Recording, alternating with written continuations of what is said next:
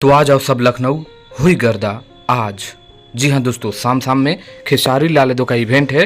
तो सबसे पहले तो मैं आप सभी का स्वागत करता हूँ। मैं हूँ रविंद्र और आप लोग देख रहे हैं रविंद्रा टाइम्स। एक गाना एकदम शानदार तरीके से हद कर दी राजा जी, जो आप लोगों के बीच ग्लोबल म्यूजिक जंक्शन पर आया है और आप लोग धमाका करके रखे हुए हैं। व्यूज लाइक एकदम ज़बरदस्त आ रहा है। लेकिन इसी बीच काफ़ी लोगों का प्रश्न है कि लखनऊ में खेसारी लाल यादव का जो इवेंट हो रहा है वो कहाँ हो रहा है। तो सुन लीजिए, लखनऊ में जो इवेंट हो रहा है वो है चिन्मय रिसोर्ट। जी हाँ दोस्तों, चिन्मय रिसोर्ट है जो अहिममाऊ गोमती नगर एक्सटेंशन सुल्तानपुर रोड लखनऊ। जी हाँ दोस्तों, एक बार फिर से आप लोगों ने देख लिया होगा, नहीं देखो तो आप लोग पढ़ लीजिए। मैं आप लोगों के ऊपर ये रख देता हूँ, आप लोग पढ़ लीजिए।